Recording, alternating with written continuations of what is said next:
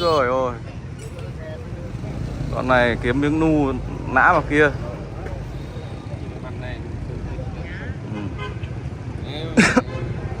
Đấy, kiếm lên cái ngọn đóng luôn cái ngọn. Khó nha, khó.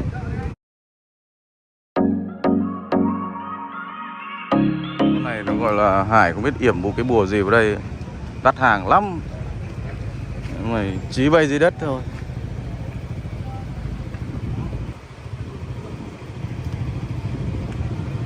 Công đang hỏi bí quyết để bán được hàng này.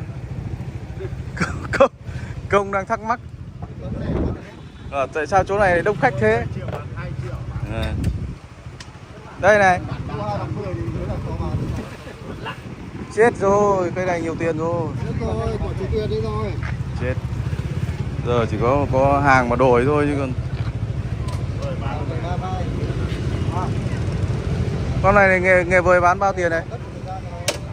Tiền là 15 triệu. Bán rồi à? À thế. Lại về tay rồi.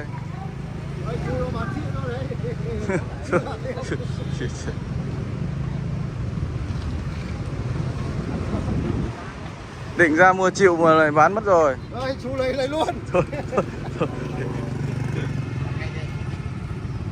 Ôi giờ nhiều hàng gỡ đẹp quá nhỉ. Để sang xem cái chưa kịp xem đã bay rồi. Sâm à, Sâm Ngọc Linh à? Sang chưa bày hàng đã mất cây rồi. Đây. Úi giời ơi. Con này kiếm miếng nu nã vào kia.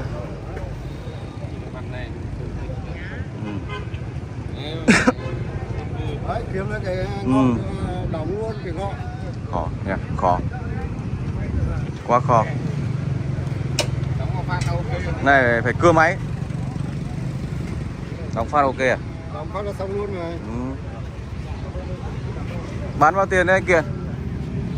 Chú lấy thế nào? Đang hỏi cho khách đây. Hỏi cho khách 35 triệu. 35 của. Anh em à, thiếu mỗi cái ngọn thôi. Thiếu mỗi cái ngọn. Cái quan trọng nhất là cái ngọn. Đấy. Hai người khênh, chưa có chậu, hai người khiêng. Ở nhà có chậu đẹp rồi chú ạ. Đấy, bảo ý chưa có chậu nhưng mà đã hai người khiêng rồi. Mời các ngài. Dáng thì rất đẹp nhưng mà ngọn chưa có thì cái khó nhất là cái ngọn thôi. Nốt à? À bây giờ mới bày lên đây. Đây toàn hàng đẹp nhỉ. Cây này không giống ai nhỉ. Ta không mang sang bên kia chơi tí anh. Long Biên. Trước định mua về mang đi nhưng nó về là bị bỏ mất cái răm này. Kệ nó bỏ vẫn bệ. Cỏ bỏ thì cắt đi, chả vấn đề gì. Cắt đi rồi đây. Nó người ta cắt xong là cái túi ẩm quả. Con này bao tiền đấy anh Vời? 25 triệu. 25 triệu. Làm móng ấy. À làm móng à? Móng. Lạ cây nhỉ. Thằng Trung Tâm đấy. Đây này. Nghe em này. Gốc đây này. Mẹ chân nó này làm móng mà chân này không đơn giản đâu. Chân lại vách lại câu cả trên xuống rất là hay. Rêu không nhìn thấy thôi. Hàng này hàng ngồi chậu lâu năm rồi. Con này nó chơi lâu năm rồi mà nó vừa rồi là non quá xong là mang đi chơi ở trên chỗ vườn VTC. Có cái này. Đẹp đấy. Cái này nó bỏ mất hai cái điểm này. Quá hay.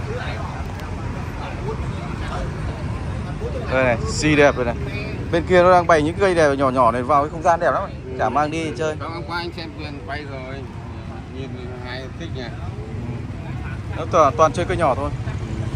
Nên chủ yếu lần này là làm con nhỏ mà làm cái đồ bưng bê. Vừa có cây giáng làng rồi đấy, sáng sớm đã có thằng múc luôn. Chắc nhiều tiền, nó mua cả 2 cây luôn. Cái đấy phải mấy lít cây đấy. Cây giáng làng của anh Cù Khôi à? Không, cây giống cây đấy. Nhưng mà nó nhỏ hơn. Cây khôi thì khó rồi. Cây khôi nó gầy quá. Dây quá. Về cắt đi làm lại thì phí. Mà toàn hô 500-600 thì ai dám mua. Con này thì hô hay. Con này thế thì cụ thể là bao nhiêu anh? Cổng này À, ra nhìn phê nữa. con này cụ thể là bao tiền đây? Con đấy là 8 triệu. 8 triệu. Hay Tay chó đấy. chậu điếc đẹp phết ấy. Nâu nó bấu ở đây nâu rồi.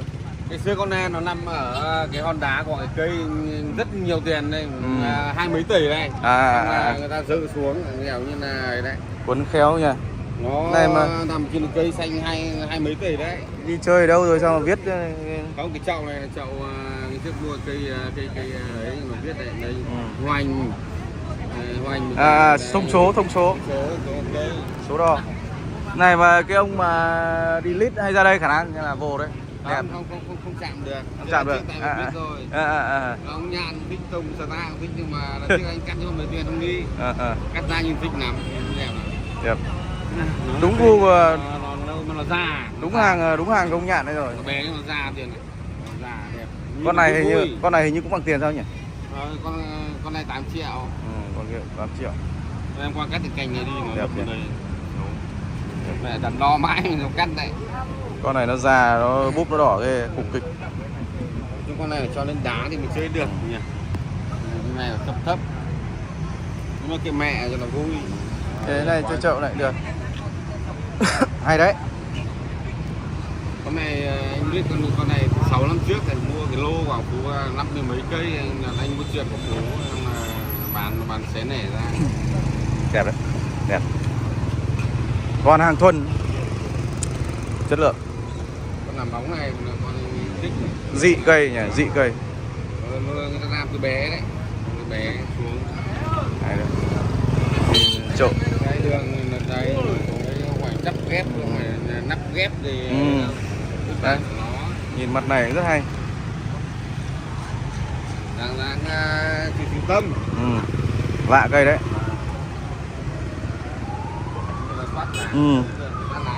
Khả năng kiện để bán cây kia rồi.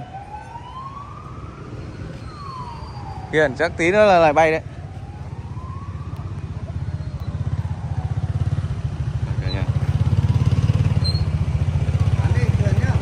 Bán đi.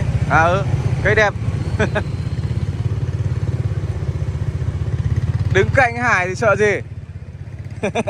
Chỗ này nó rốn khách thì sợ gì. Chưa mà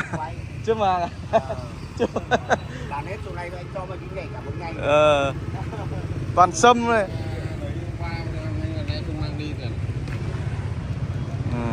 Là tương đối rồi. Cái gì đấy? Xanh à? Mặt kia đâu? Sao rồi đây? Bán bao tiền? Nhìn màu như màu xi đấy. Bán bao tiền đấy?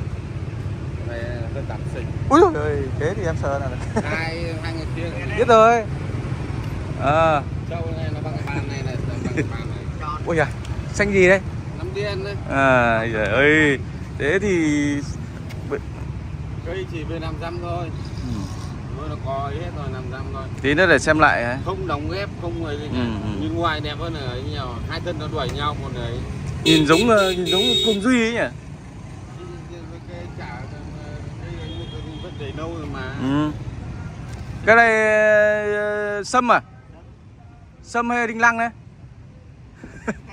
Si à? Tưởng có sâm hay ngâm rượu. Đấy, củ. Kêu ngẳng à? Rút ra kêu ngẳng. Lại lên lấy đồ ăn à? Kêu ngẳng à? Bao tiền cây đấy đây? Loại là bình quân 600 một cây. 600 một cây à? Ui rồi. Vừa nãy mấy cây đẹp đẹp đâu rồi? Triệu mốt. Điên đây này. Ôi rồi. 1, 2, 3, 4, 5, 6 8, 9 cây. 9. Tổng chỗ này chắc khoảng 5 củ. Vắng ngắt. Mua một cây này. Đấy. Đấy. Cứ mua một tặng một, tính tiền 2. Tính tiền 1. Được đấy. Từ giờ đến trưa đố tìm thấy cây nào đây nữa. Mất hút đấy. Thế nó mới gọi là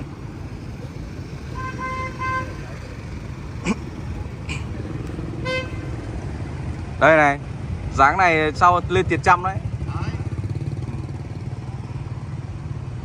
Con này cũng 600 à?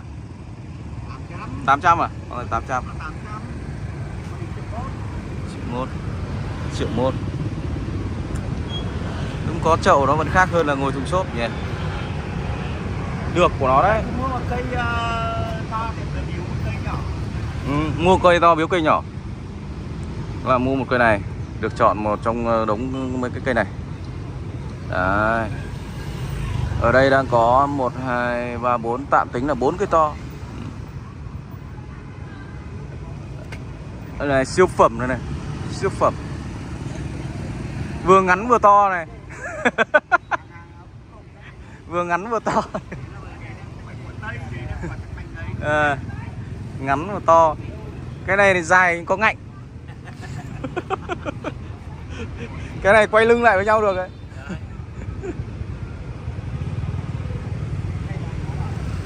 Vào được nhưng không ra được. Kêu hoang ảng. Được đấy. Từ giờ chiều trưa mà xem không còn cái nào. Bán từ từ thôi anh nhé.